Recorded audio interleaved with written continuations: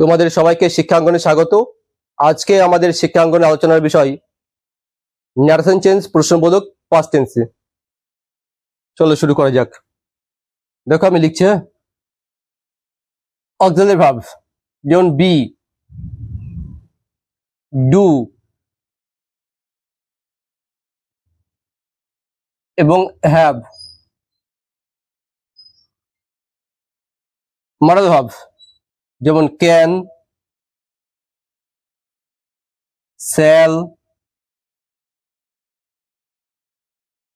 Will, May, etcetera. এগুলো হলো present tense. এদের পাস্ট টেন্স কি দেখে নাও। এগুলো আগে প্রেজেন্ট টেন্স আমি পুরো লিখে দিচ্ছি। যেমন এম, ইজ, আর কে বলা হয় বি ভার্ব। হ্যাঁ, এম ইজ আর কে কি বলা হয় বি ভার্ব। এদের পাস্ট কি ওয়াজ, এর পাস্ট কি ওয়ার। ঠিক আছে। ডু এর পাস্ট কি ডিড। হ্যাভ আর হ্যাজ এর পাস্ট কি হ্যাড। এর পাস্ট হলো কুড, এটা শুড, এটা উড, মাইট। ঠিক আছে। দেখো আমি একটা ছোট্ট বাক্য লিখছি, যেমন আই এম প্লেইং। দেখো এটা সাবজেক্টের ডান দিকে অক্সিলারি ভার্ব রয়েছে, এটা বর্ণমূলক। ঠিক আছে। এবার যদি আমি এটাকেই এটা ঘুরিয়ে লিখি, এম আই প্লেইং, তাহলে কি হলো দেখো, যে এই বিভাবটাকে আমি সাবজেক্টের বাঁ দিকে বসিয়ে সিম্পল প্রশ্নবোধক করলাম। বোঝা গেল প্রশ্নবোধক। যদি সাবজেক্টের বাঁ দিকে কোন রকম ভার্ব বসে তাহলে সেটা প্রশ্নবোধক, সিম্পল প্রশ্নবোধক। তাহলে এটা কি হলো দেখো, যে বিভাবটা আমি সাবজেক্টের বাঁ দিকে বসালাম, এটা প্রশ্নবোধক হয়ে গেল। এই নয় যে জিজ্ঞেস চিহ্ন নেই বলে এটা প্রশ্নবোধক নয়। অনেকে জিজ্ঞেস চিহ্ন দেখে বুঝে যে এটা প্রশ্নবোধক।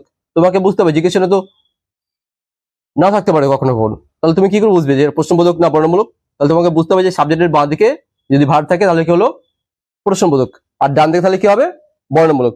তাহলে আজকে আমি কি দেখো তোমাদেরকে বোঝাতে পারছি যে এটা প্রশ্নবোধক, এটা বর্ণমূলক। তো আমি আজকে প্রশ্নবোধক যাচ্ছে, এটা মুছে দিচ্ছি। দেখো লিখছি, সে, সেইড সমান সেইড টু সমান কি হবে আস্কড, ASKED। ঠিক আছে। ইনভার্টেড কমা সমান কি বসবে IF বা হোয়েদার, ইফ বা হোয়েদার। ঠিক আছে। তাহলে আমরা একটা প্রশ্ন লিখি, যেমন রাম said to টিনা,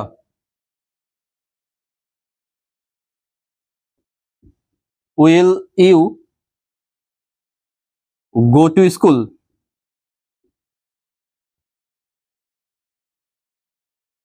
দেখো আমরা অনায়াসে বুঝতে পারছি এটা প্রশ্নবোধক, কারণ কি সাবজেক্টের বাঁ দিকে মনোভাব বসেছে, সিম্পল প্রশ্নবোধক। তাহলে প্রশ্নবোধক বুঝতে পারছি। ঠিক আছে।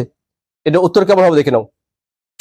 এখানে রাম রাম লিখে দিলাম, এটা প্রশ্নবোধক তো আমরা বুঝতে পারছি। তাহলে কি সেট টু সমান কি বসবে আস্কড। তাহলে আস্কড লিখলাম, পরে রইল টিনা, টিনা লিখলাম।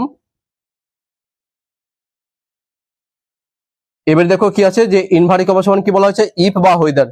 তাহলে আমরা কি লিখবো ইফ লিখলাম, এটাকে 2 নম্বর করে নেবে, এটাকে 1 নম্বর করে নেবে, কারণ সুবিধা হবে বুঝতে। তাহলে ইউ সমান কে টিনা, টিনা কি মেয়ে। তাহলে সি, উইলের পাস্ট টেন্স কি উড, গো টু স্কুল। দেখো কি বলা হয়, এটাকে বলা হয় এটাকে বলা হয় রিপোর্টিং ভার্ব, এটাকে বলা হয় রিপোর্টেড স্পিচ। পাস্ট টেন্সের ন্যারেশন চেঞ্জ করার ক্ষেত্রে যদি রিপোর্টিং ভার্ব পাস্ট টেন্সে থাকে, রিপোর্টেড স্পিচ যে টেন্সই থাকুক না কেন, যদি এই রিপোর্টেড স্পিচ চিরসত্যকে না বোঝায় তাহলে পরিবর্তিত হয়ে পাস্ট টেন্সে রূপায়িত হবে। তাই এখানে কি হলো যে পরিবর্তিত হয়ে এই উইলটা উড হয়ে গেল, অর্থাৎ এটা পাস্ট টেন্স, এটা পাস্ট টেন্স রূপায়িত হলো। আশা করি বুঝতে পারছো। না বুঝতে পারলে আমাকে জানাবে, আমি তোমাদেরকে বিশদে বোঝানোর চেষ্টা করব।